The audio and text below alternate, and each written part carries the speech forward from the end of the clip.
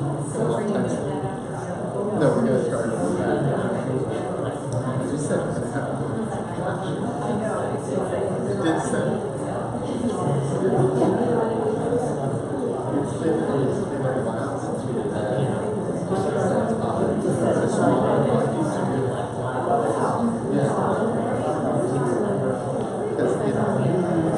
when we first started, the process was kind of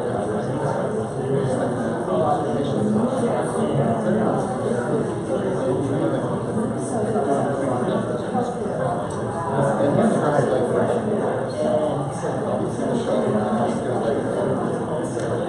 we also put a lot of time after that we started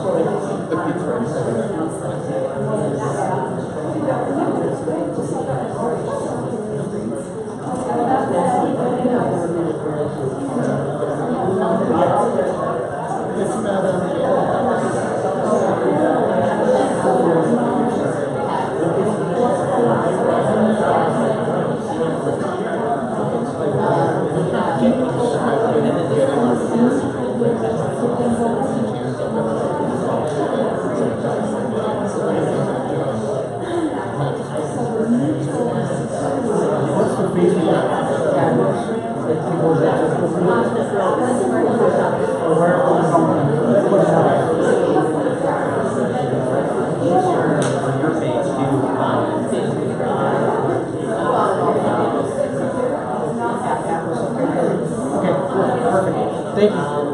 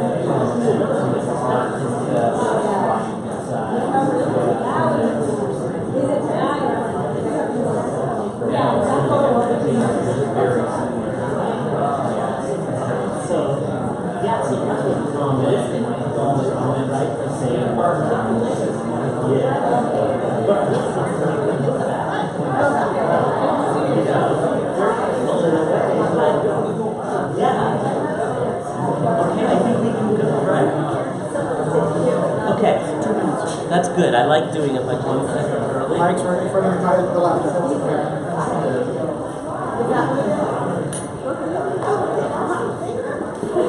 Oh, boy.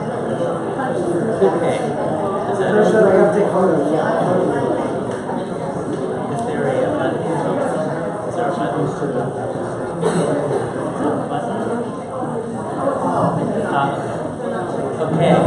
is that okay? We're going to just do it. Okay. So, if I can have your attention, the other tradition that we do alongside these crazy three-word intros, and we love doing it. It really changes the atmosphere a lot in our meetings all around the world, is that we start and stop on time.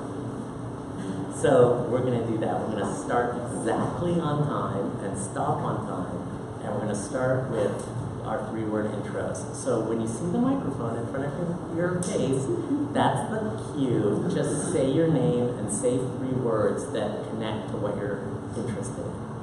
My name is Gary Wolf. Making good truffle. My name is John Cousins. Green card imminent.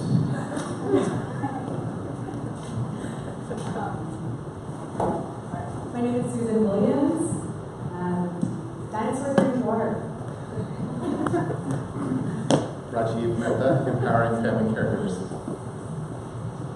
My name is Richard Price, father, husband, caregiver. Diana Ferreira, founder, Impact Hub.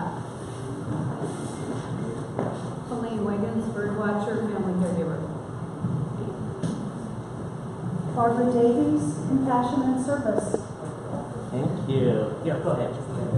Katia Armistead, hello and good evening. My name is Madison Martin, classical music rocks. Lee Allen, I love live. Marty Jenkins, fun, live here. Art Fish, community, compassion, resilience. Joe Winkman, retired, community volunteer. Pat Wheatley, continuing to learn. Diana Thomas, peace, love, joy. Benjamin Ellsworth, curious, interested, committed. Kim McAvoy, nurse, family, love. Thank you. Carol Spungen, interested in caregiving. Kevin Fedor, Google Ally. Doug Vance, serving the underserved. Amy Carter, Lynn Parker, we are pregnant. Friend, art, science, technology.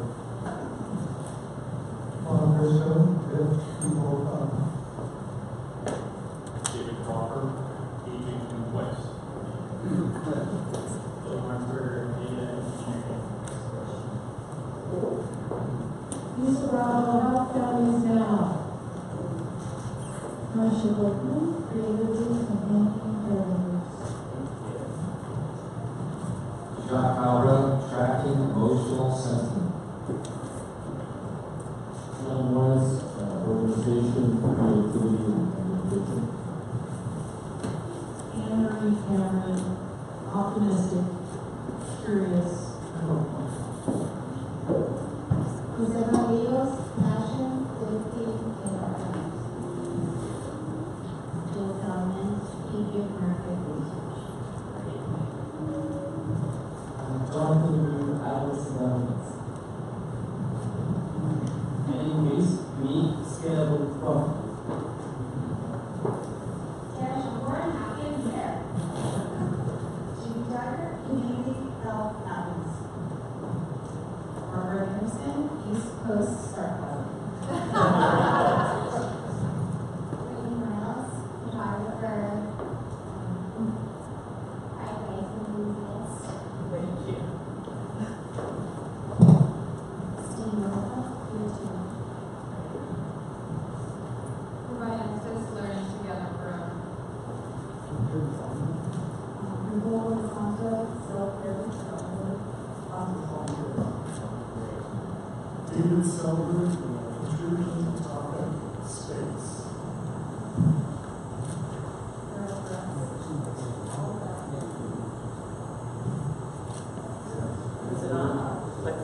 We lost the.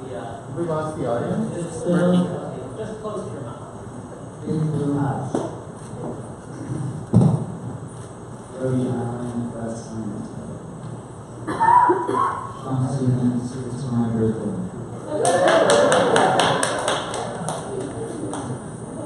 To a strong organizational managerial communication. Eric Kojima, first time here. Hello, Sophia. There is phone call up. All of this, exciting. Katie Patterson. I'm curious here. Marion Schoenberger, caregiving community volunteer. Nurse Sheridan. I'm here now. Hello, Don Lubach. Hello. Hello. Hello. Our safety time. I'm going to call your mom. Taylor, Jody, Brandon, and Dad. Oh, good. Eastern Mormon Efficiency Effectiveness Ethos. Oh, what was this here? Why not? 3 words in your name. Justin Walker, happy to be here. Okay, did I miss anybody? Raise your hand if I missed you. Okay, well done.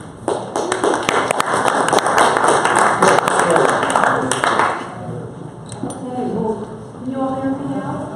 There. Is it on? You have to hold it right to your mouth. Right here. Okay, how's that? Better? Okay.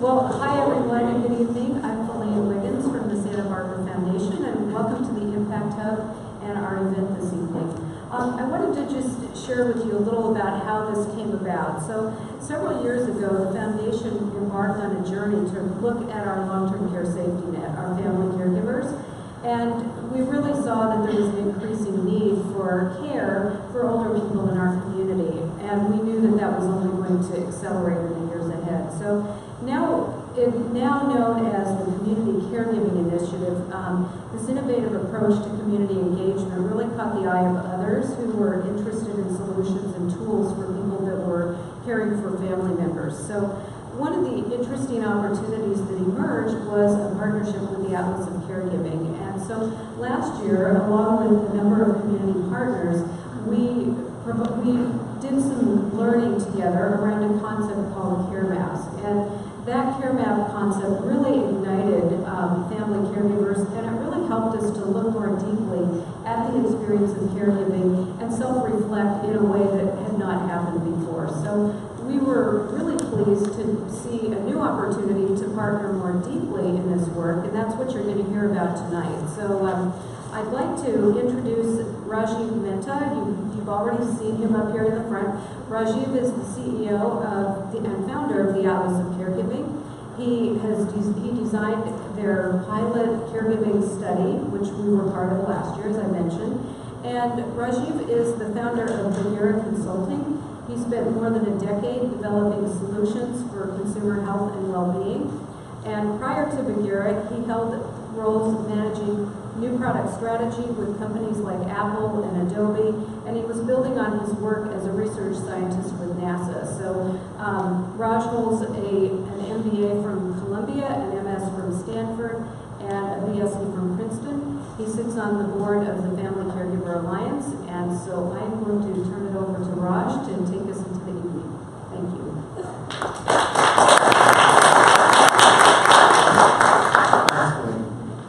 So I'm just going to have a very brief intro before we get rolling with the event of the day. Just to briefly tell you what we're doing with the folks in Santa Barbara. We're working with the foundation as well as Marion Hospital, part of Dignity Health, with Family Service Agency, and the Promotores Program through the Santa Barbara County Education Office. Health linkages. It's too long a title. But basically, we're working together to explore new ways of really understanding family caregiving in Santa Barbara and what that's about. And just to sort of give you a visual, if you think of care in the U.S., but really any society, if you imagine the metaphor of an iceberg, the tip of the iceberg, the visible part, is what we think of as the healthcare industry. Doctors, nurses, hospitals, and so forth. But the reality is almost all care is actually provided by us to ourselves. The iceberg metaphor is like 90% to 10%. If I drew it accurately, it's more like 99.9%, but then you don't have an iceberg. But the problem is that all of the care that we do for ourselves is effectively hidden from society. We do it at home, we don't get paid for it, there's no economic statistics. And because it's hidden, we have a really hard time acknowledging it and really serving caregivers better. So what we're doing at the Atlas of Caregiving is trying to make the invisible more visible. And we're going about it with sort of two fundamental parts of our effort. One is what we think of as core research, and that's where we're combining a lot of sort of traditional techniques of ethnography, which basically means talking to people, as well as a lot of new sensor technologies and so forth from the Valley to try to understand deeply what is day-to-day caregiving like. And there's an outgrowth of that effort. We discover that some of these tools that we use are not just for research scientists, but really they're for anybody to better understand their own lives. And I'll very briefly give you a couple of examples. So Faye is a young woman up in the Bay Area who's caring for her mom in her 60s who has early stage Alzheimer's. And Faye's basically had to give up her career to be a caregiver full-time for her mom. And we spent a day and a half with the family collecting data in all sorts of ways, by talking to them, by having them keep log, by using sensors like Fitbits and cameras and environmental sensors and so forth. And then we tried to make sense of the data. No one's ever collected this data, so we don't even really know what good is it or how to show it, but we have made efforts to do that. And so here's a variety of diagrams of what her day was like. And this turned out, this experiment, which was funded by Robert Johnson Foundation, turned out to be very powerful. People learned a lot about themselves. We learned a lot about what caregiving was like. And one of the diagrams, this one up here, which is kind of a care map, a diagram of who was involved in it, really resonated with people. And so we came up with a way to draw it by hand. And sometimes the gods smile on you. Feline gave me a call and said, hey, I like this idea. And so we said, why don't we try workshops, which led us down here to Santa Barbara a year ago. And those workshops were an experiment themselves, but everybody liked them. And that has led to a ton of support actually around the country, not just in Santa Barbara. ARP heard about this and they're on board. We're getting calls from Canada and the Netherlands and so forth because we in California are doing something really cool. And so these are photos from a workshop we did last year and drawings of the kind of care maps people are doing. We had another week of workshops. Just in early April, we had about 60 people, both family caregivers, community volunteers, board members, social workers, and it was a tremendous success. We'll be back in June doing a whole lot more of these. And over the course of this year, Feline and I and my sort of collaborators in this, we believe that this will bring a ton of insight to our community, well, in a sense, your community, we've been invited in, but to the Santa Barbara community on understanding and better supporting the community. So this evening, tonight, is really a part of this larger effort to sort of discover what is caregiving in Santa Barbara. So today, we're really going to focus on self-tracking, what we talk about as quantified self, which Gary will tell you much more about in a moment. I will briefly introduce the speakers. So Gary Wolf, who you've already gotten to know, was one of the founders of Quantified Self. He's a longtime editor at Wired, award-winning science journalist, and I'll stop there because we could go on a while. Dawn Nafis was on the program. She's intimately involved with everything we're doing here. She's an anthropologist at Intel, and Intel has been graciously providing her sort of pro bono to this effort for quite a while. And she's not here because, ironically and sadly, she's dealing with a family caregiving emergency. John Cousins is an expert in sort of mood tracking and well-being tracking, and also an author. His book is back there. Longtime collaborators, all of us in the Quantified Self movement. Richard, who we met through that earlier project, the example I showed you. Richard is a family caregiver from Sacramento, and he's and his family have been amazingly gracious in all the research efforts so far. So he was sort of volunteered for today as well. And me, you've already gotten the intro too. So I'm going to hand it off to Gary and put up his slides. Thank you, Raj.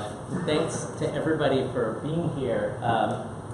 Raj, as you were speaking, I was thinking about how things kind of happen slowly and then all of a sudden. And Raj was at the very first Quantified Self meeting in 2008, and we've been collaborating ever since. So we're getting on a good 9 years of work.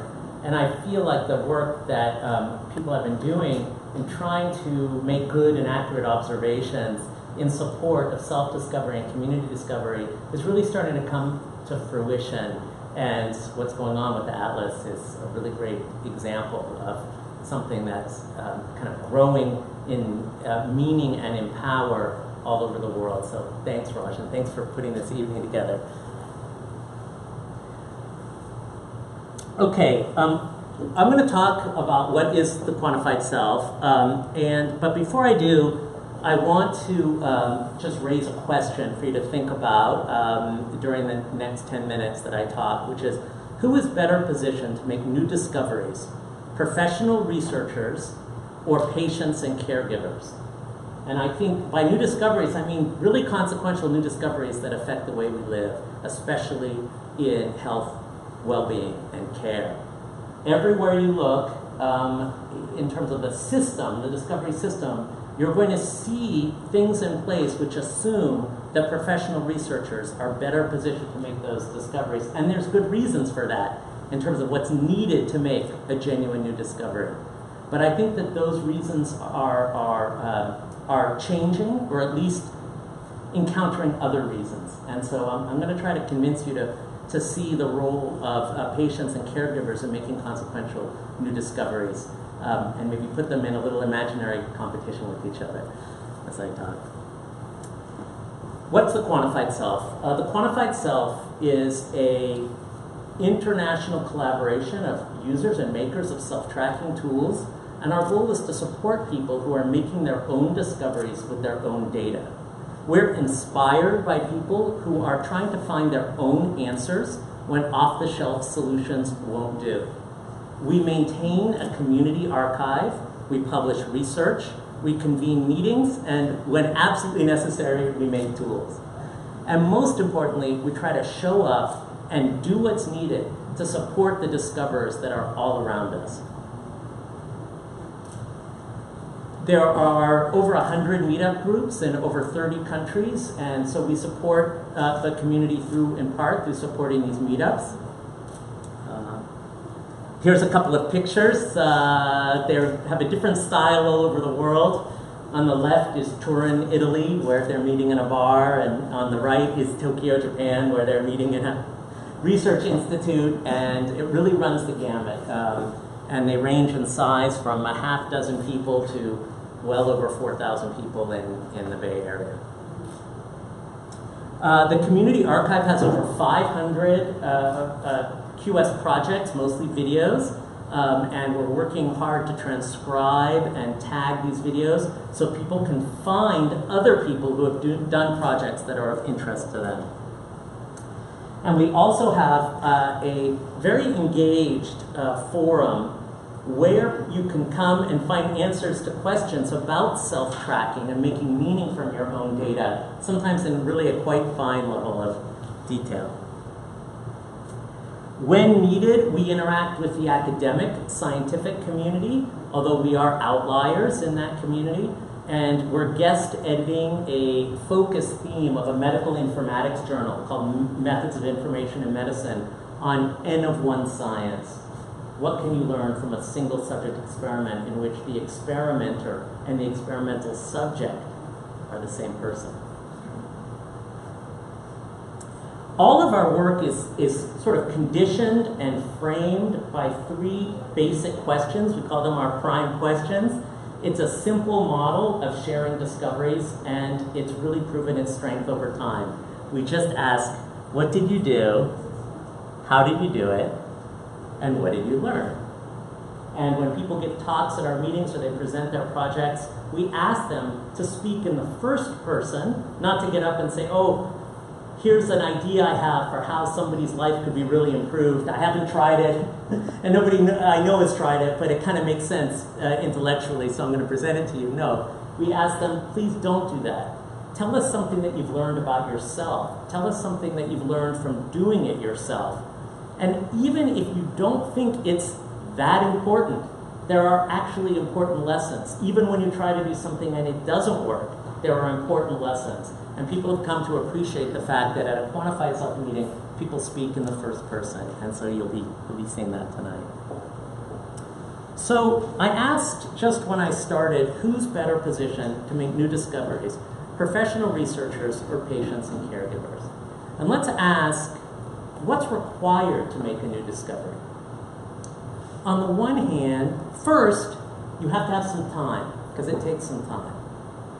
You have to have motivation, so you have to have kind of a question that really is driving you towards that discovery. You have to have a toolkit, like a methodological toolkit, and you have to have access to the knowledge that's been created in the past, because how do you know if it's a new discovery? Maybe it's obvious and you just don't know it, right? For hundreds of years, the time, the toolkit, the sort of incentive, and the knowledge of what's happened in the past have been generally held by professional researchers. They have the time because of their profession. They have the toolkit because of their long and often really quite arduous training. They have the knowledge because they have access, for instance, to databases of scientific articles which are not generally accessible to the public, as well as an understanding of how to search those articles. And they have an incentive because they're rewarded for advancing in their career by making new discoveries. All of that is changing, and it's changing in a way that really puts patients and caregivers in the driver's seat. Let's start with the most important thing, which is the motivation. People who have a serious problem that they're trying to solve are motivated at a level that the professional researcher normally cannot match. And we see this again and again in the quantified self community. People on the track of solving a problem and spending so much time and so much intense effort over years to make that discovery. So non-professional researchers, they have the incentive.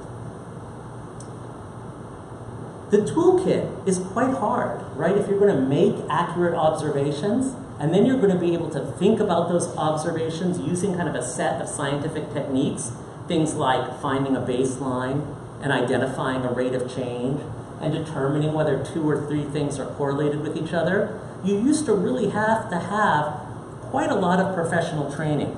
That's no longer the case. There is instrumentation that's accessible to you, and there is analytical tools that are accessible to you. Moreover, there's a community that can support you where your skills fail. And that community can be found in person, it can be found online. So the toolkit is much more accessible. Access to knowledge is obviously also much more accessible. The knowledge about what's been discovered in the past is not entirely contained now in institutional databases and institutional subscriptions. We have broken that open as a community, and you do have access. What's missing in many cases is time. And solving the problem of time, finding a way to allow people to spend the time that they need to spend to make a discovery about something that they're highly motivated to discover and for which they can find the appropriate tools is a task that we're all still thinking about. And when that task is solved, the new discoveries from the non-professional research community are going to far exceed the new discoveries from the professional research community. So I invite you to kind of help us think about that, because the discoveries that are being made by people who are sort of layering on the extra time. We know that we can succeed with the tools, with the knowledge, and the guidance. One of the things that you can do if you want to learn more is just connect with the QS community in any of the ways that I showed you already, or even just to come up and talk to us. It's extremely friendly, extremely accessible, and extremely open, and I invite you to use it for what you need. Thanks, Dan.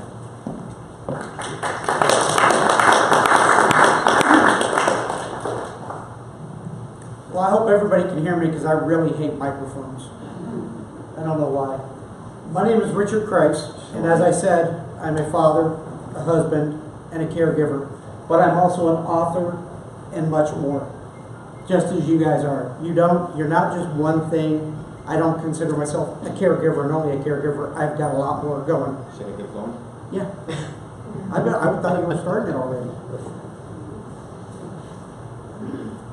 So I'm here to talk about what Raj did with his testing and everything. We were one of the families, me and my wife and my brother-in-law Robert, who has epilepsy, and he needs to be cared for. So he lives with us. He's lived with us for about 5 years now, and he's been in assisted living homes for probably 5 years before that.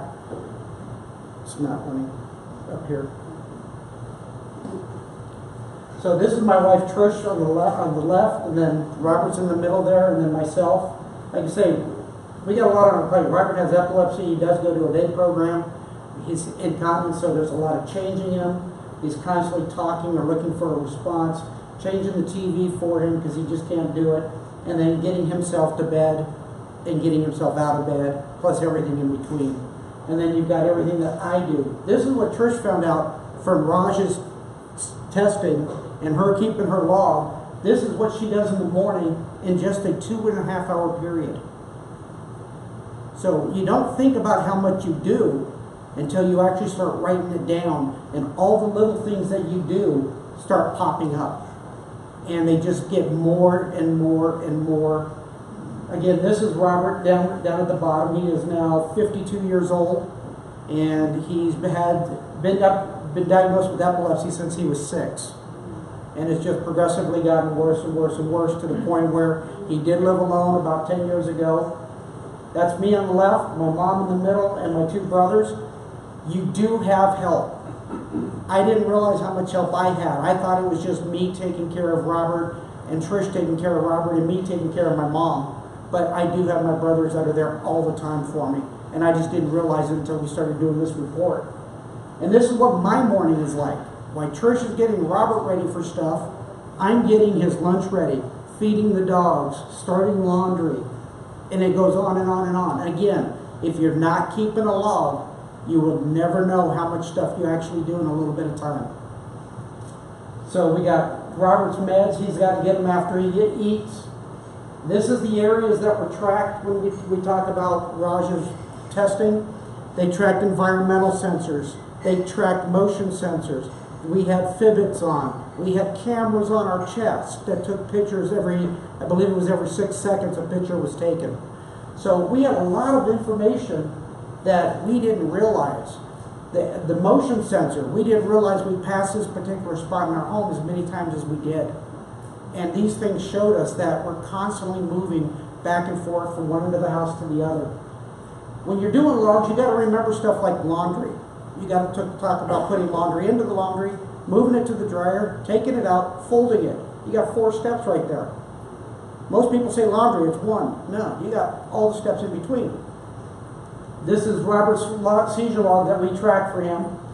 He was having anywhere from up to 50 to 70 seizures a day.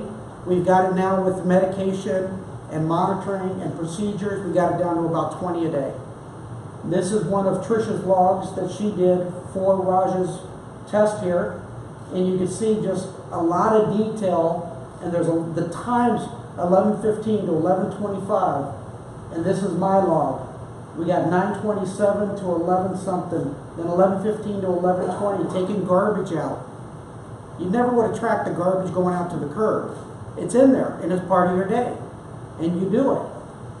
What Trish was surprised about is how much the concept of time was lost, because you don't realize all the little things that you're doing in between.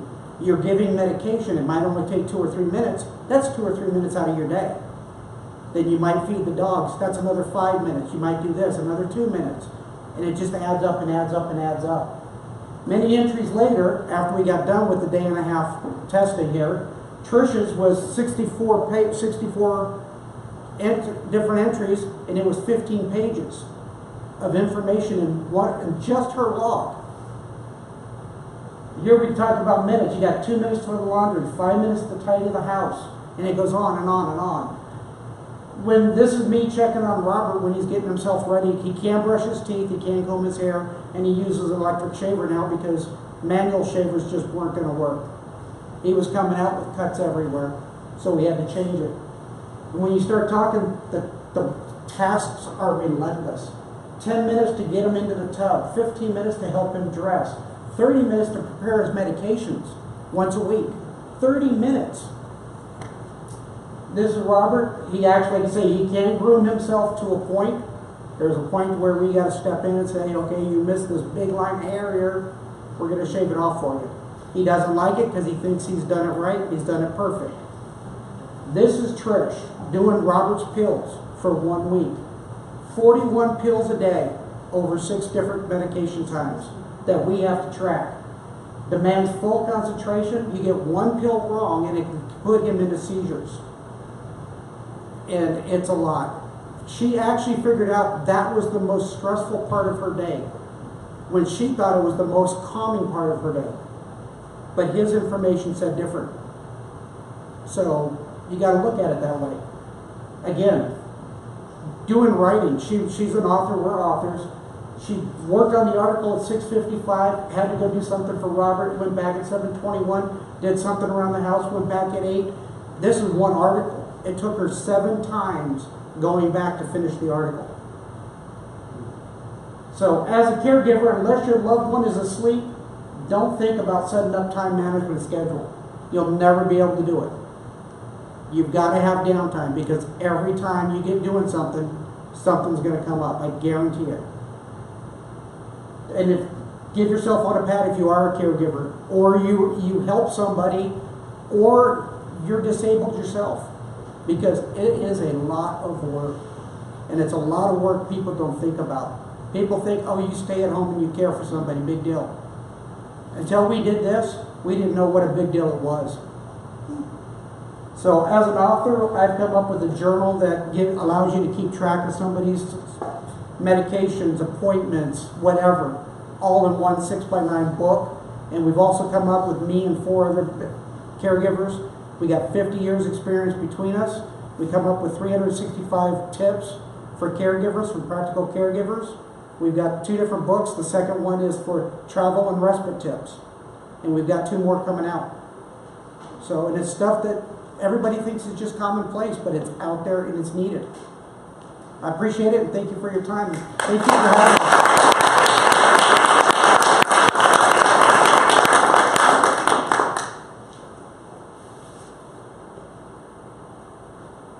Where do you go? Okay.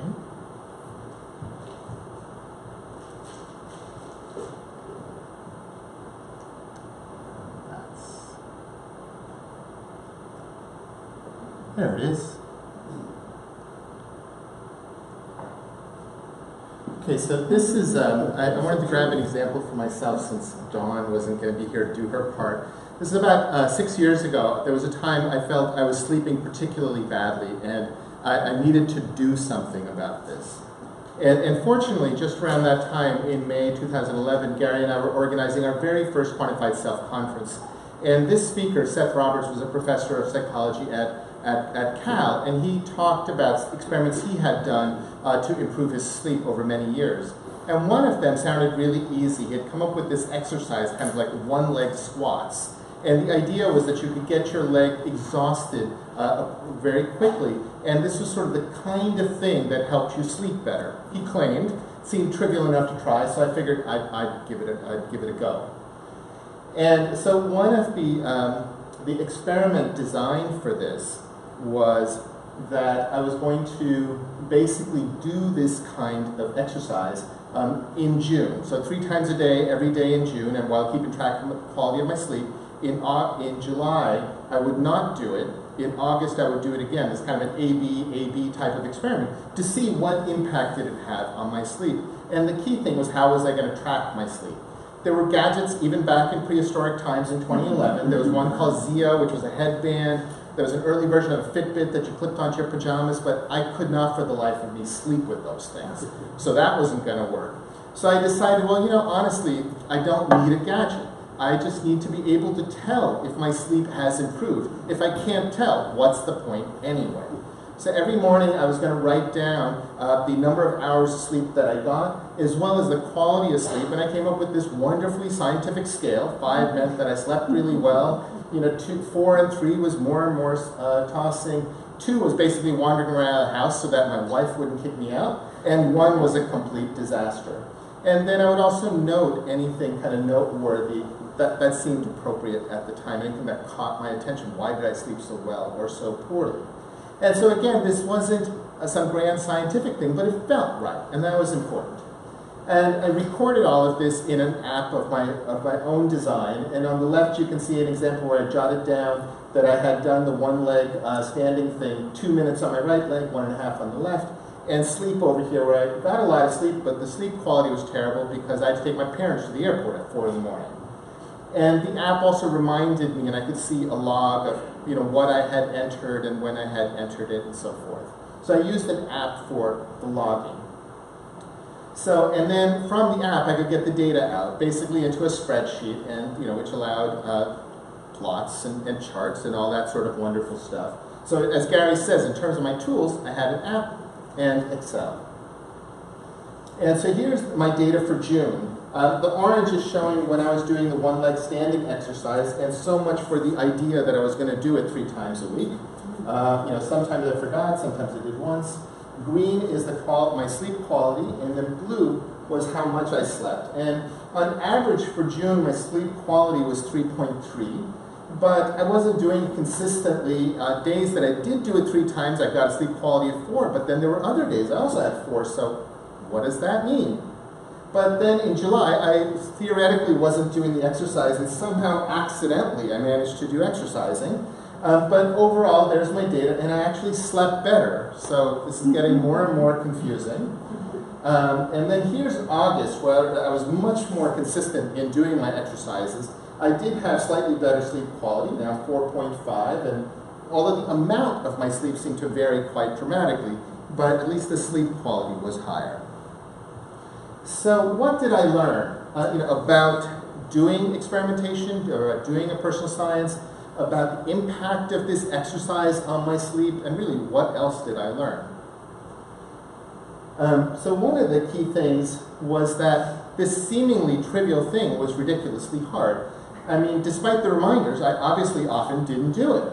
And finding time, 5 minutes seems really trivial, but 5 minutes is a lot of time. Eventually I found that doing it when I was making my tea, that worked. The most absurd thing was how many minutes I did the exercise before I got exhausted. And so there's June on the left and August on the right. It seems the more exercise I did, the weaker my muscles got. This makes no sense at all. And so it goes. What about sleep? So I was clearly sleeping better, but the data was so noisy, and there were so many other variables. And so I was like, well, should I continue this experiment into September and October? Because I don't think I've learned anything. But actually I did. What I learned, I was sleeping just fine. Overall, when I looked at my sleep data, it was very good. The ups and downs are called being human. You get into a fight with your wife, boy, that will ruin sleep completely. Or you have to get up in the middle of the night to take your parents to the airport. That has nasty effects. What was going on was that I would remember the bad times, the bad sleep nights, and forget about all the good ones. And so I had this impression that I was sleeping badly, even though in reality I was sleeping just fine. And so this is what Gary meant by sometimes you have kind of non-successful experiments where you actually learn a ton. So if this had happened and I'd gone to a doctor and explained my sad story of how badly I was sleeping, all these sleepless nights, she would have listened to me and done the best she could, which would be, prescribe me some pill or chamomile tea or something like that. But by taking the trouble to sort of more deeply understand my own life, I came to discover I didn't have a problem. And I still exercise when I make tea now. So that was very valuable learning thing. Thank you.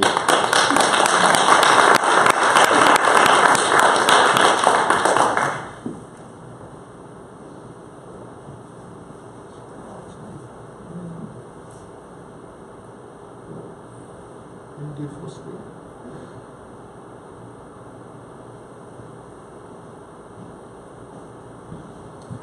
Right, this is going to be a strange presentation. Oh, we have got some audio, that's good. I'm John Cousins, and I've been tracking my mood for around 10 years, and started a service in the UK called Moodscope, which tracks people's mood. It has 35,000 users. It's been approved by the UK's National Health Service.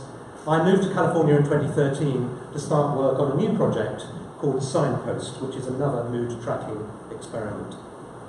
Everything on Signpost happens on your phone. So when I started Moodscope, it was the same year that the iPhone was launched, and we didn't know at the time how much people were going to be using their phones to do online stuff. So the difference between Moodscope and Signpost is now that everything happens on your phone. You start by nominating a time when you want to be prompted to take the test. And so you receive a text message which asks you to click on a link, which then takes you to Signpost, and you then are presented with a simple home page and will say, okay, let's take the test and find out how we're doing. So question 1, how anxious are you, goes from not at all to very. And for the purposes of this exercise, I'm going to say that I'm quite anxious. Nothing to do with you guys, you all look very friendly. But I'm going to say that today I'm moderately anxious. Next question, someone cuts you off in traffic, that's the last straw, I'm not happy, it's okay, the sun's shining. I'm going to say, I'm not happy about someone cutting me out in traffic. How upbeat are you? Another scale from not at all to very. And I'm having a think about it, and I click there. You're just about to go on stage, my knees are knocking, guess I'll be okay, let the show begin. I'm going to say for the purposes of the exercise, my knees are knocking. How angry are you? Okay, again a scale from not at all to very. I'm going to say that I am very slightly angry. I'm not going to tell you why. Number 6, you hear a recording of your own voice. Is it upbeat and bright? Do you sound gloomy or do you sound okay? I sound okay, I think. How confident are you today? And remember that for the purposes of the exercise, I'm saying I'm a little bit nervous, so I'm going to say that I'm only a little confident. How's your temper today? Is it a steaming kettle? Is it a slightly fizzy mineral water? Or are you as calm as a mill pond? And today, slightly fizzy mineral water. How sad are you? The scale again from not at all to very. And I am, I would say, for various reasons, I think a little sad. How are your nerves? Are you stretched to the limit? Is it average for you? Or are you relaxed? And it's average for me today. How peaceful are you? Again, from not at all to very. And I'm going to say a little. Again, that same scale. And the 12th question, what colour is your mood today? And these questions vary each day. So today, are you blue, black, run-of-the-mill magnolia, or sunshine yellow? I'm going to say run-of-the-mill magnolia. And finally, the app's asking me, kind of, are you okay? Do you just want some encouragement, or would you like some help today? Would you like some guidance? So I'm going to say today, maybe you could guide me. I think I need a little bit of help because I'm feeling anxious. Right, so we click on the responses, we save those, and then we get to a page which will tell me that today I'm 57 out of 100. It's going to show me a graph in a minute, but it's also going to give me some audio help. I'm going to listen to what you hear. I'm really glad and grateful that you checked the environment questionnaire, because it gives us both a chance to look at how we're doing, so we can discover if there's anything that might need attending to. Actually, the responses just now suggest that you may be feeling uptight about the issue of something. Something making you anxious, and there may be a general lack of calm. While this might feel undesirable, it's worth remembering that you're definitely not alone. Like many people live with a certain amount of anxiety, and at lower levels, a small degree of this can help us stay aware. Imagine unexpectedly coming across a herd of deer grazing in a sunlit glade in the forest. They've not heard your approach, and for a minute or two, you're able to quietly watch unobserved. But then one catches sight of you, and instantly the whole herd is on high alert, staring at you, bodies tense, will to flee. And of course, this instinctive behaviour makes so much sense. I mean, they don't know if you're friend or foe, so they might be wary. If you were a deer, but you wouldn't want just to be so anxious that if you were on the road, you'd get stuck in the headlights of a rapidly approaching car. If you feel more anxious than you'd like to be, my recommendation is that you take some action in the next 24 hours. In particular, that you utilise the power of connecting to others. despite those being, they're often better and safer than adults. So reach out to someone you trust and open up to them about their anxieties. The chances are good that they'll help you get things in perspective and make some sense of them. Working on yourself is the most important work of all, so keep going. Take care, and see you soon. So there's different audio every day, and there's different audio depending on how you have scored in the test. Let's click on the link now to check out the graph, and what we'll see is that my score has been added to the right-hand end. This is real data that I've been recording myself since January, working on this app. You can see how my mood has gone up and down. If we click on the link at the bottom that says add comments to your graph, we'll get to a red version of the graph, and we can zoom in to the right-hand end and click on today, and click on it again, and then type in there a brief explanation to kind of help us understand what happened. So I'm going to say I'm anxious about delivering presentation. Thank goodness for the spell check on the iPhone. Then we are going to then add that annotation to the graph, go back to the graph and zoom in again, and you'll see that on the right-hand end, that annotation has now been added, so that when we go back to the graph at a later stage, we can look and go, oh, I know why I was low, I was anxious about that presentation. And as we kind of float across the other nodes on the graph, you can see that I've added other annotations as we go. We're going to go back to that low period, that low day on, which is real data, Tuesday, April the 18th. Now, I was sick, and one of the things that Signpost does is I've nominated 4 people to get my scores automatically when I take a score. So they receive a text message with my score on it. And my brother, who was 5,000 miles away, texted me within about 10 seconds of me recording a score to say, are you okay? And I felt so good. I mean, I felt bad, obviously, because I just recorded a bad score, but it was so good to get that connection with somebody, just to know that somebody's looking out for you from thousands of miles away. There are a small handful of people testing out the Signpost app at the moment. The plan is to, once it's gone through its alpha stage, to get a few more people trialling it. I blog 4 times a week at moodnudges.com with kind of little suggestions for that people can use to boost their mood. You can receive those by email if you subscribe free of charge at moodnudges.com. And I've also written a book called Nudge Your Way to Happiness, which is where this idea of giving people customised tips each day came from. And I thank you very much.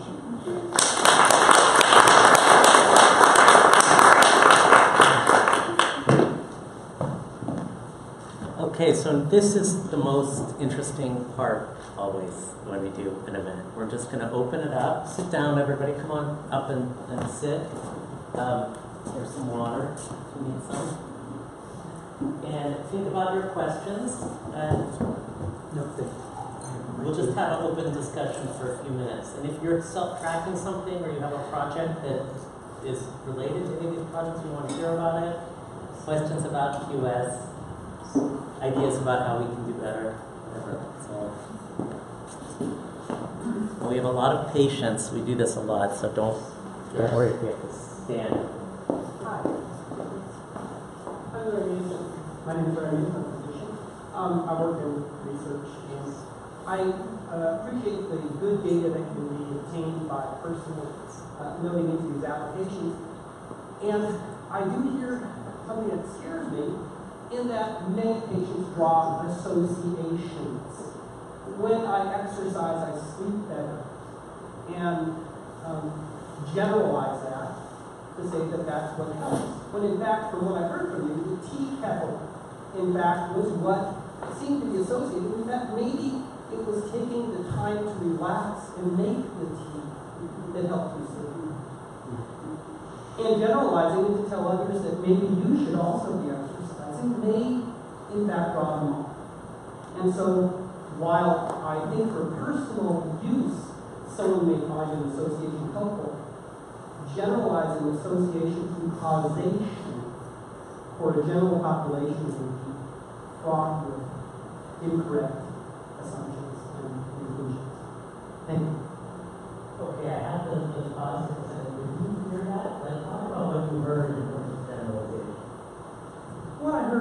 in terms of generalization was that a hypothesis was made. Exercising, if I exercised, maybe I would sleep better. And I heard that, in fact, you could find a good association with it. What I heard as a generalization was that an assumption or a hypothesis was made. It was not totally proven, but underlying it was to tell to other people a generalization that maybe this is what you should do from data would not be appropriate. Is that what you heard? I heard that these were made for people to make their own choices about what is correct for them. And what I hear all the time is people calling me Dr. Munis, gosh, I drank milk, and I got this horrible headache, and therefore I'm not going to drink milk anymore. And maybe they drank milk because their stomach was upset and it was a different cause. So associating data with events is fraught with danger and incorrect results. That's what I think. Anyway, I applaud you on finding what works for each person, but I think generalizing that to something that will help others may not be good. Okay, I'm almost tempted just to go on. I mean, and just accept that comment as a comment from a physician who is frightened by this, which is, let's continue. So I'm in the business of communications, and I'm a data junkie. I love it. I'm very curious about it, and I'm appealed by the fact that individually you guys all found solutions, answers, finding out a little bit of the why. But with regard, John, fascinating that. Would it have helped if you just picked up the phone and called your brother? I'm a guy, and I don't think I would have done it, actually. Yeah. No, that's an extremely good point. I don't know. My brother and I don't have that kind of relationship, so... But he called you. I feel like technology is breaking down human relations. Right. Because we're using technology to replace our human relations. He sent him a text. Yeah. So, but only because it sent him a text. Exactly. We did end up having an hour-long phone conversation, which I guess is good between two guys. Clearly, you do have a relationship. Yeah. But I don't think I would have let him know that I wasn't feeling great. I would have thought he'll worry. I'll call him when I'm feeling better. But I absolutely take your point. That technology can go both ways. I completely agree. Just so you'll see more of this as we go on with the evening, but we're not saying technology is the answer. As you'll see, I mean, in terms of my own sleep tracking, I could have done it with just a notebook, a pen, pencil, and paper. There was nothing particularly exciting about the app, other than the idea that it was supposed to remind me, which is helpful, but apparently not. But in terms of actually recording the data and all, just pencil and paper would just work fine. And in terms of John's stuff, over the last decade that he's been working on it, he's tried, the book is obviously an old-fashioned technology, and even the kinds of tools that he's developed, some of them have been cards, paper cards and so forth. And we've discovered all sorts of things where there are tremendous pros to analog tracking, if you will, as well as pros to digital tools. So there's huge advantages on both sides, and the wisdom comes in choosing the right thing at the right time, but also in being willing to try, in just experimenting with these things. Let's continue. Okay, we'll go here, and then there. This is a question for all of you guys. So how do you see the self-declared data helping the relationship between healthcare providers and patients?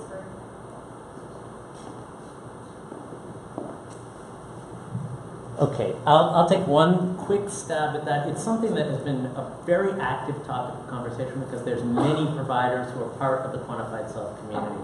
So I'll give you a negative and a positive, and you can sort of fill in the continuum. The negative is that the providers don't have any capacity to kind of accept this data into their workflows. So if you show up, for the most part, with some conclusion or idea based on data, it just doesn't fit into that context. And so it's not necessarily, sometimes there's concern about it or resistance, but more often it's just, it's sort of, that is not including even data that comes from another provider, for instance. They'll run that exact same test because their workflow doesn't permit integrating, say, medical imaging from another provider. They want to do the imaging themselves. So that's the negative. The positive is that there are many cases in which the providers are required to act like research scientists, at least in tiny little scale, in which they're not sure what the answer is, and they want to find out, say, for instance, what are side effects going to be of trying a new regime.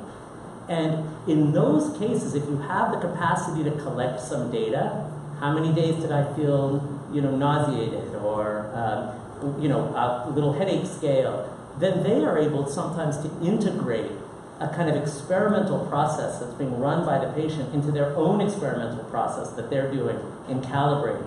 And so I think those are the two existing. There are many speculative projects to integrate automatically connected data into electronic medical records. But so far, they're still experiments. Yeah, to add to what Gary was saying, one of the fundamental challenges is that our medical system is willing to accept data that they have used in the past. And it turns out that's not necessarily the best data, or that even the medical knowledge about that data is appropriate. So for example, all of our, if you will, peer-reviewed journal type of data regarding, say, blood pressure, is all based on data taken by cuffs in clinical settings by an expert clinician, whether it's a nurse and so forth. And so just from a practical perspective, the data that we have is incredibly sparse, right? You might get a person's blood pressure reading once a year or something like that. Then when you start having people who are sort of testing their blood pressure, say, 12 times a day, from an academic perspective, we do not know what that data means.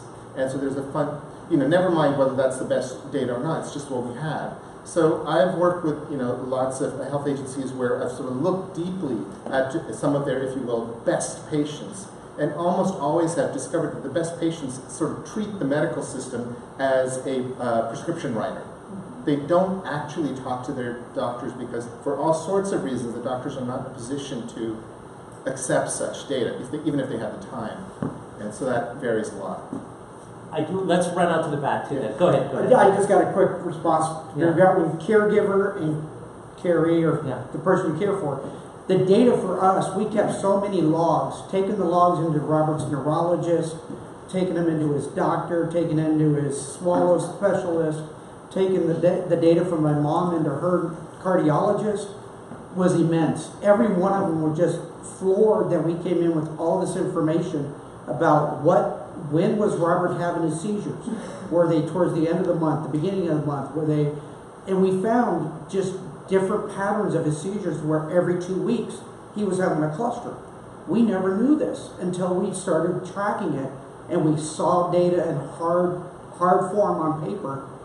We all sat down with the neurologist, the doctor, and the neurologist looked at it and said, wait a second, he's having seizures, clusters every 2 weeks.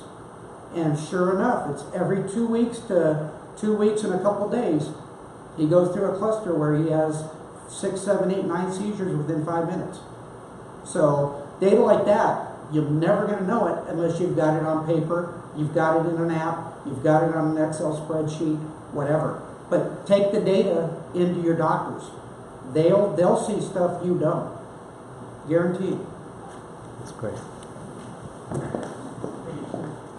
I've long been interested in the concept of quantified self, and I think using data to decipher somebody's life is just an incredible novel concept. You could probably compare somebody's emotional inner life to the rise and fall of Rome if given enough data points. And there's that old saying, data is the girl's best friend. But I really think the name of the game here is collection and capture, and a lot of these products and services, they're overly reliant on self-reporting, which is laborious to an extent, and most often not the most reliable if you don't have someone who's fastidious or meticulous with self-reporting everything they do. What do you anticipate being the solutions to that stopgap right there? Like I've noticed a bunch of people have Apple Watches here, and that's a really great tool for passive data collection. Just walking, moving about, activity, whatever you can correlate that to, sleep track naps. What do you think would be the next, echelon of data collection for the self-quantified self?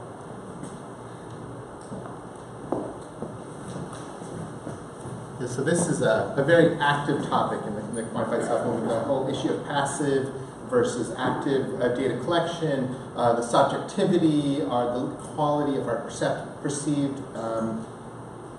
sense of ourselves. So in a sense, the answer is all of the above. Yes, tracking data yourself is difficult.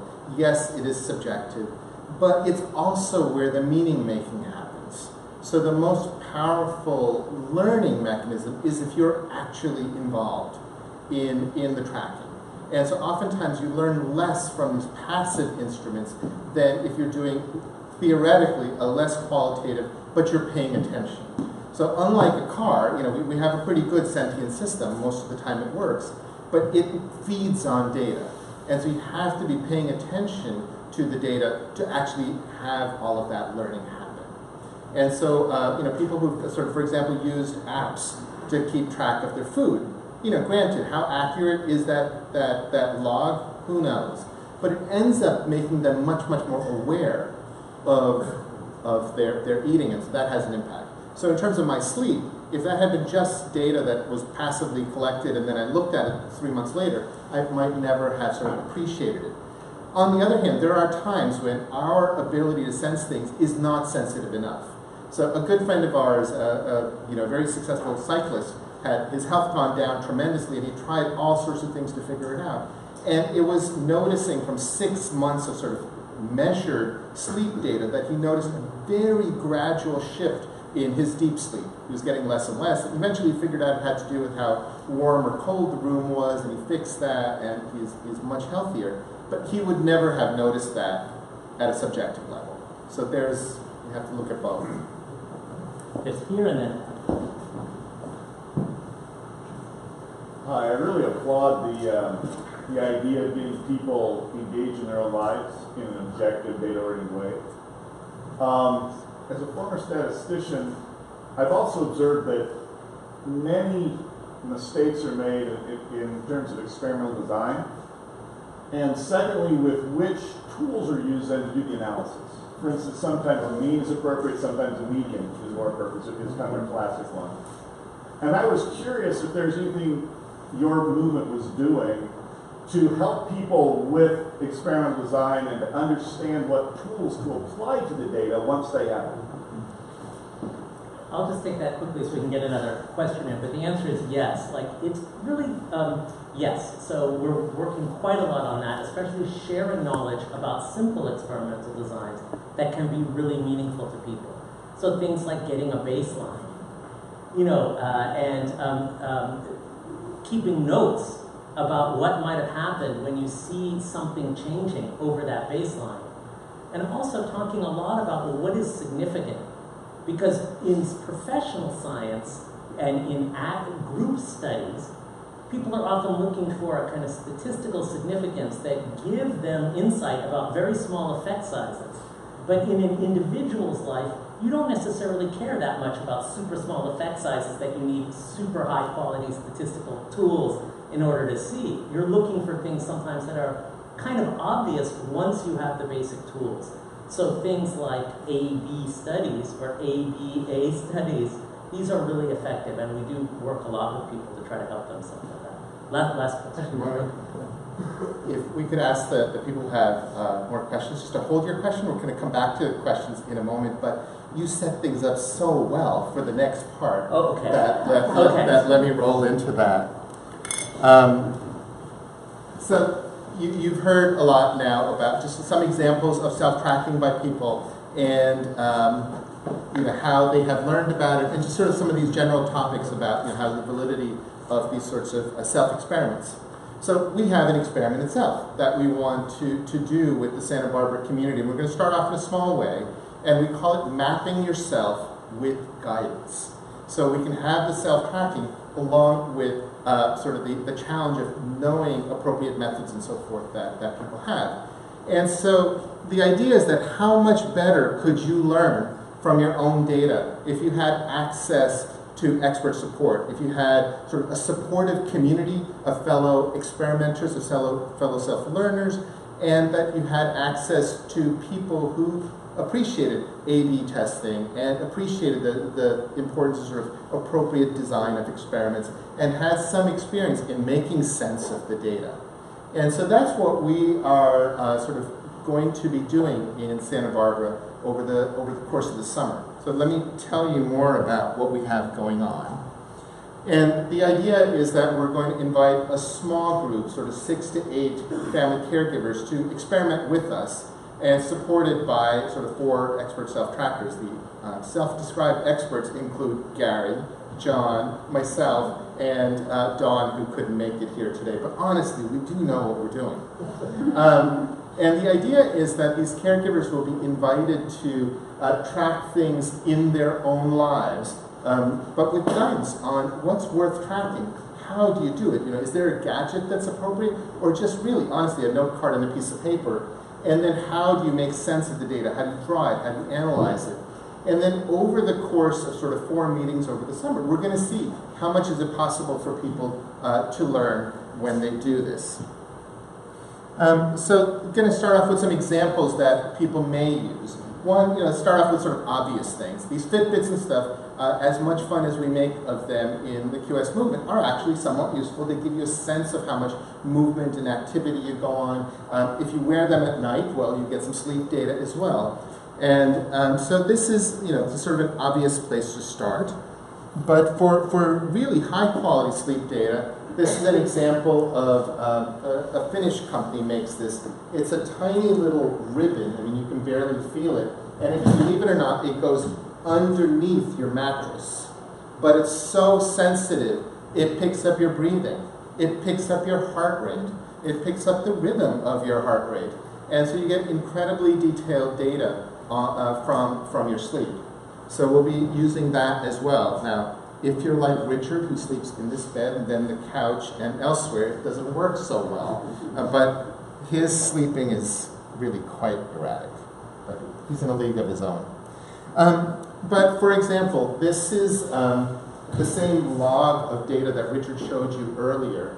And one of the things we did was, how do you make that log visual? How do you make it useful in a way that we can sort of quickly grab it? And so what we did was basically we used, this is kind of 30-odd hours of Richard's day, and we helped him plot it. And so the blue bars are times when he was caring for Robert, and more stressful or not. All the orange bars were when he was caring for his own health issues. There's supposedly sleep in here, but you can see how interrupted it is. And basically, you can see how incredibly fragmented his day was. And as Richard explained, his family, he and Trish, learned a lot from seeing just pictures of their own day. So it doesn't have to be gadgetry that's involved. And the thing that I showed you earlier, this idea of a care map, is at the moment completely, pencil paper, very analog. And it turns out in drawing a care map, people end up learning a lot. And it's also tracking in the sense that when you draw it, it's a moment in time. But then you can use the drawing itself to see how things change over time. And so I just want to stress that, again, a lot of this, it depends on what is it that you want to learn about, and then choose the appropriate tool. It's not always a widget. And I want to share with you some absolutely brilliant examples of this. So these 2 women, Georgia Lupi, Stephanie Posevich, are both really quite famous in the world of data design. Georgia is an Italian happening to live in Brooklyn. Stephanie is from Colorado, happening to live in London. And they came up with this incredible personal project on self-tracking. And it's been such a hit, the Museum of Modern Art in New York has bought the whole thing for their permanent collection. And I'll share with you some examples of what they did. So every week, Georgia and Stephanie decided to track something in their lives. This particular week, they were tracking thank yous, both that they received or that they said. And then each week, each of them would independently keep track of this somehow. And then at the end of the week, come up with a way of picturing the thank yous for the week. And then what did they learn from that? So here's Georgia's diagram of her thank yous. Here is Stephanie keeping track of all the complaining around her. So this, let's see if I remember right, these were private complaints that she didn't say to anybody. These were complaints she made to somebody, and these were people complaining to her. And she also noted who got the most complaints, and her boyfriend was quite high on the list. This is, let's see, this I believe is Georgia tracking her emotions for the week. And the different things, happen to do with kind of different environments that she was in at the time. This is Stephanie tracking compliments. And she's come up with a whole sort of visual design explaining who it is, what's the purpose of the compliment, how did it make her feel, and all of that. This is tracking time alone. And this is very interesting because she highlights that there's different ways of being alone. So being at home with her boyfriend asleep is alone of a different sort than when she's home alone, which is very different than she spends the whole day at a Starbucks with crowds of people around, but she is effectively alone. So she tracked moments of aloneness. This is Georgia tracking sort of moments of positive thoughts. So there's just all kinds of things. And so, in fact, this is the last one that I sort of picked. This is Georgia tracking laughter. When did she laugh herself? When did she hear others laugh? What was the cause of the laughter? Was it really ha-ha funny, or was she pretending to laugh so that the other person would feel good? And I share these with you for a few different reasons. One is to simply point out that anything can be tracked. It's really paying attention to your lives. And you may choose whatever you track because you think it's somehow important.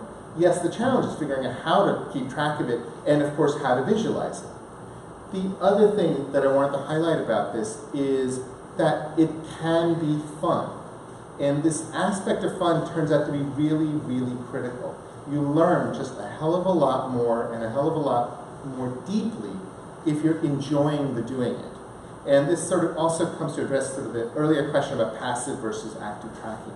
If you're deeply engaged in your life, if you're actively engaged in your life, you're much more likely to be learning about yourself. And so Georgia has, she's a world famous designer. She's volunteered, kind of not flying out to Santa Barbara, but never mind, from a long distance to be helping this project. And so we're going to be brainstorming with her as we go along about as we get to know the family caregivers that are involved in the project and what makes sense in their lives, to sort of brainstorm around what could you track, how could you do it, how could we even picture that sort of data. And as you can see, if you have someone far more creative than I, there's a lot one can do. So there's a whole flyer.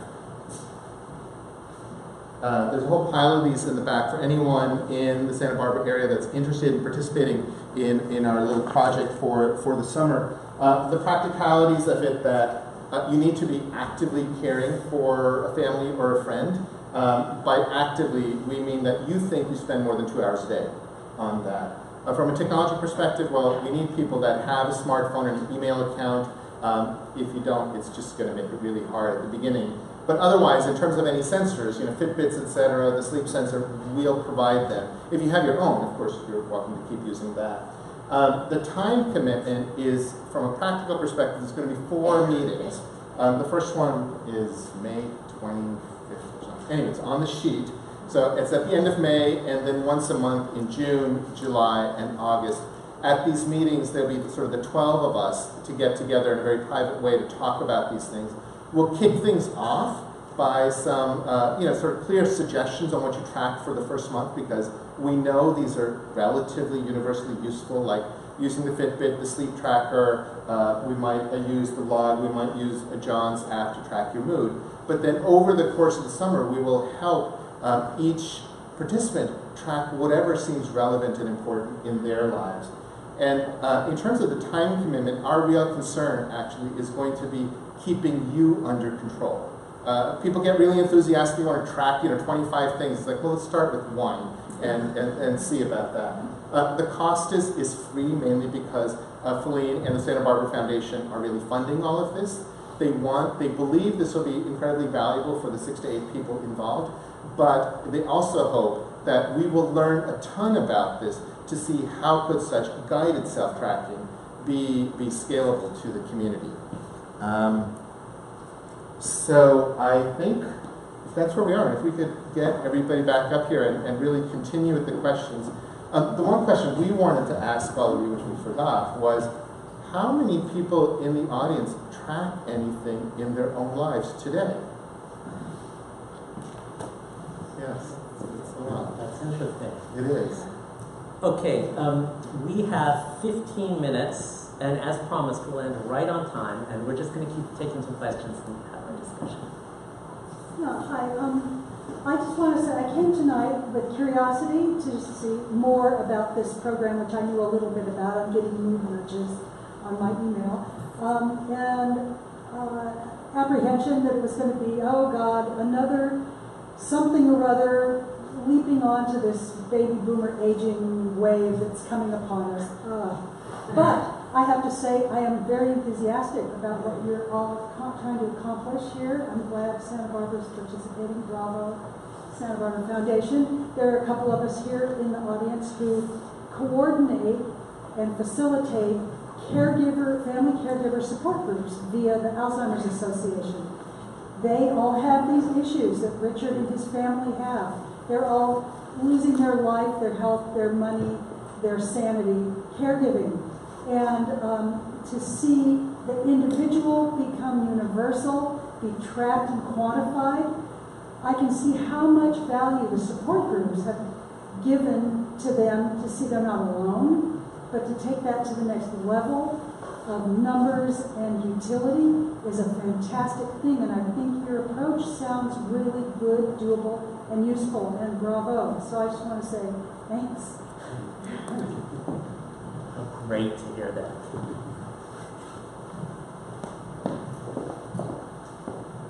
Hi, this has been a very valuable presentation.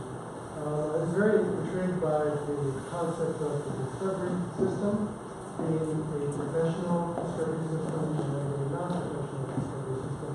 So with regards to this project, there will be a fortunate 6 to 8 caregiving families who participate. And we have another group in Santa Barbara who could benefit from community support and perhaps some guidance amongst their peers. I'm wondering what exists now that they could be pointed to that could help them along as you continue on the professional track. So it's kind of this parallel it's kind of more amateur and not as well developed and will be developed. But what's available today for people to build into that small group? I'm going to hand this to Raj, but I do want to say this meeting is an example of a potential quantified self for family caregivers, and people really benefit from them, and I'm glad to help support that, and I know Raj is too. That doesn't necessarily involve participating in the study, although it might also do that, but it can involve coming together with people who are self-trackers, have a little bit of expertise, and are willing to lend a hand, and that's really how it works. Yeah, I think sort of a couple of things. One is in terms of resources for family caregivers. If that's what you're asking about, then Feline and others can really point you, and Mary Sheridan can point you to resources that are available here. In terms of more of a community for self-tracking, there used to be a quantified self Santa Barbara community. I think it had a few meetings, maybe 3 or 4 years ago, and it fizzled out. But clearly, so if there are people here who want to do this, we'd be thrilled to help. In this guided self-tracking activity that we're doing, this sort of mapping yourself project, we're just starting small because we ourselves have to learn how do we help people in this active way. But in terms of sort of a community helping itself, we'd be thrilled to sort of just help seed that effort. One of the things, just since this is something we are so enthusiastic about, which is supporting people to build knowledge together, one of the things we've learned from doing this is that there is knowledge in these communities, self-tracking knowledge, analytical toolkits, technical, facility, and sometimes you just have to crystallize it in the right way, and then you discover what's already there. So So that's just an experiment worth doing. You had a question back there. Here, we'll go back and then front again.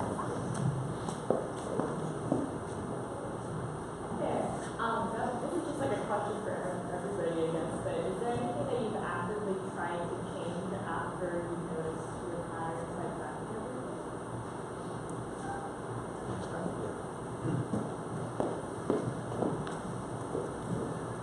Yeah, that's a great question. And in 2013, the reason I got into mood tracking was because since my 20s, after I spent a year in California, I'd suffered from depression on and off.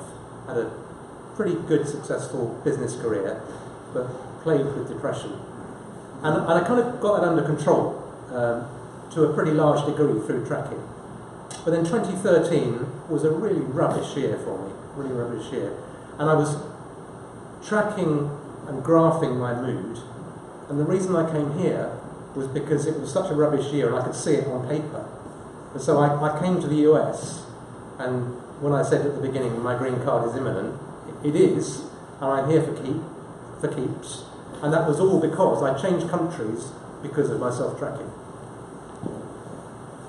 And like us with Robert, we changed when he gets his medications, because over several years, we realized that he can't get certain medications before certain. Everyone can hear. He can't get certain medications before meals or after meals, and we really didn't know that. We weren't told that. So over time of tracking it, we realized, okay, he's got to get these meds before meals. He's got to wait 2 hours after meals. So you learn when to give, and that's why he has 6 different times a day that he gets medication, and 41 different pills. So some of them couldn't be given together, which again we weren't told. Yeah, I'll give you an example from my own life where a big change from a big impact of a small change. I don't have the greatest back. My lower back sometimes hurts. It used to be much worse. And eventually I was like, wait a minute, I'm part of this movement. I'm supposedly smart. I should be able to figure this out. But I didn't really know what to do. But so I started with what seems trivial, which was anytime I noticed that my back was hurting, I would jot down on a scale of 1 to 5 how bad it was, my perfectly scientific scale, and just a note or two about what could it be, figuring maybe I would eventually spot a pattern. And honestly, after about 6 months of this very simple level of tracking, I actually noticed a pattern that my back would hurt the most after times of standing. So if I went to the museum, there's there was just a lot of standing, and my back would hurt, which was very different than if I'd go on a 10-mile hike. I'd be sore, and my back would be a little bit annoyed at me, but not the same level of standing for 2 hours at a museum. So that was a big aha. It's like, oh, it's this standing. Perhaps I could learn to stand better, but never mind. It's the standing that was hard. Around the same time, then I started trying different exercises to relax my back. And, again, I'm not into doing anything excessive. Like waiting for tea to steep is about all I can deal with. And so I found a couple of really simple exercises that made a big difference, that helped relax my back. And so that was brilliant. And so I was noticing, in a sense, that I could recover so quickly from a bad back if I did these exercises. And that was interesting. So I said, well, what happened? Do these things have like a prophylactic effect? I know that I'm going to be standing all day tomorrow if I relax my back ahead of time. And lo and behold, it made a big difference. So ever since then, I've paid attention to too much standing. And, I know how to get myself back to shape. But if I really know that I'm going to be standing all day, I'll just do that exercise. It takes 5 minutes. And that's made a huge impact. It seems so trivial. And like what the gentleman in the back was saying, I'm not going to write a book and propose this is a grand solution for anybody, but it works for me. And that was very, very valuable.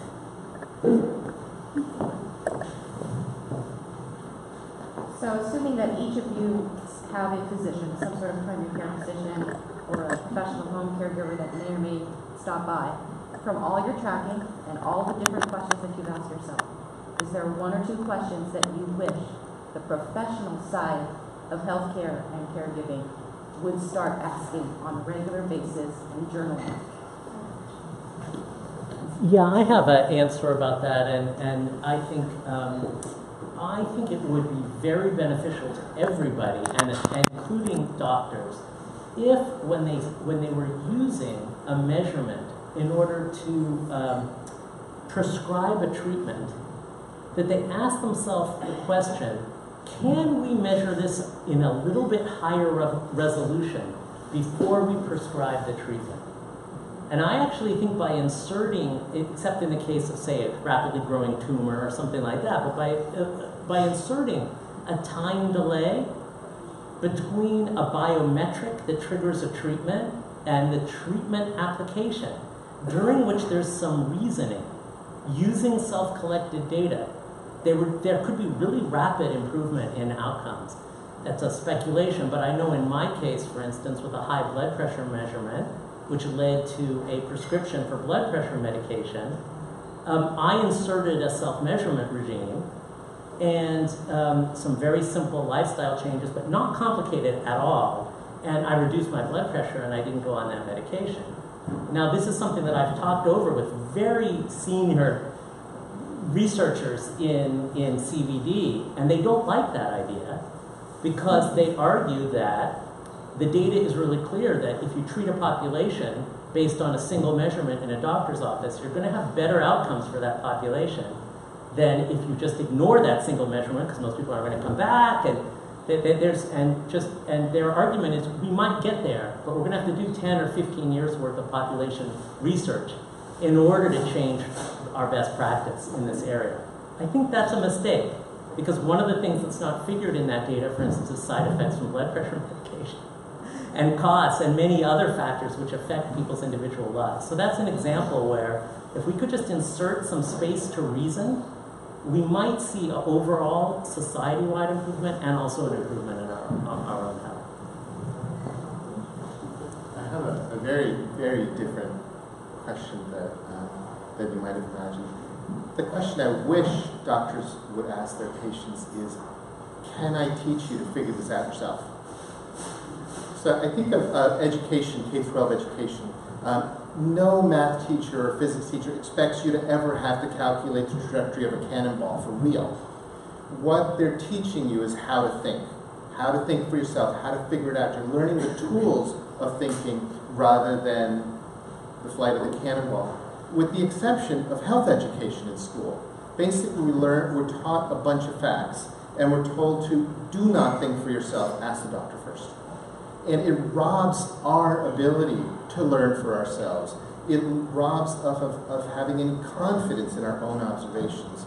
And doctors still are very knowledgeable and very much sort of status for most people. They respect their doctor. Doctors are in a fantastic position, or sort of health profession in general, to encourage people to think deeply for ourselves, but also to teach us how to think deeply. You know, in terms of the question earlier about what are good ways of doing research and so forth. So that would be the most powerful thing in my mind, is to sort of share some of this appreciation for proper thinking. Mine's not a question, but it's I wish they would listen to caregivers. Because caregivers, they know a lot, especially like with my mom. We knew that 99% of the time they have to take blood from the back of her hand. They can't find the vein up here, or the vein collapses, or the vein rolls, and they automatically go to the hand. So we go in and we'll say, take it from the back of the hand, please. Instead of poking her 6 times up here, 3 different people, take it from the back of the hand. It's gotten to where we know one person at the pharmacy, at the blood bank, that will do it, and we go right to her. She knows, go to the back of the hand. And now every time we go in, we see her, and it's done at the back of the hand. Everybody else just would not listen. They would not hear what we were saying as valid as a caregiver. I almost want to stop there. We do have like 1 minute if somebody's burning to say something. You can do that. But if not, I just think that's such a... Okay. Let me try to get something there. Okay, go ahead. I'm for a hospice organization, and one of the core things we try to do with our patients and the people that support them, their baseline gets worse, deteriorates, and is death.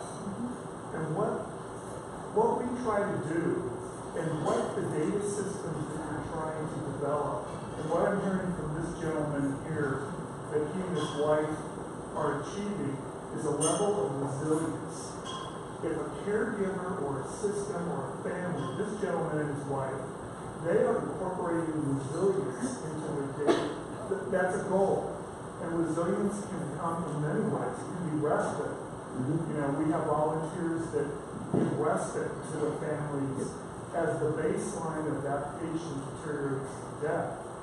It's a changing baseline. So for me, this idea of resilience, because data collection in and of itself is lovely. But when the baseline of that household deteriorates, that to me is what technologies have to pay attention to, because people are just too darn busy in our families and households and caregiver network. You all know this, you've heard it, you've articulated it. And you see it. When you start putting it down on paper, you see that baseline come down. If he's with Robert, we know when he's getting sick because we see his baseline coming down. We know when he gets better because it starts to go back up. His temperature raises, his blood pressure goes back up. We know. If it starts dropping every two points every other day, we know, okay, he's going to be sick in a couple days. Yeah. It's stuff that tracking it and through data, through iWatches, iPhones. And the ultimate goal being the resilience. Exactly. Of you and your wife supporting your brother. Yeah. It's the resilience. And we have 60% of, by 2018, 60% of the population will be going over 55. That's the biggest switch in the last decade of anything that they're saying out there. Is the population is changing now to where instead of all the younger people, now all those that are baby boomers and everything, we're all up here now, and I'm up there too. So, and you got to look at it. Now we got the kids taking care of the parents. Josh, you want to have a last word? It's just very Thank simple. you. Really, thank you all for coming. This has been wonderful. When Philippe and I thought of this, we were hoping 25, 30 people would show up. So to have such a huge audience is just absolutely fantastic. And again, we really are looking for a few people to join us in this. So if you are interested, or if you know people that are interested, please take a flyer. My email's on there. You can follow up with us. Thank you. Thank you. Thanks,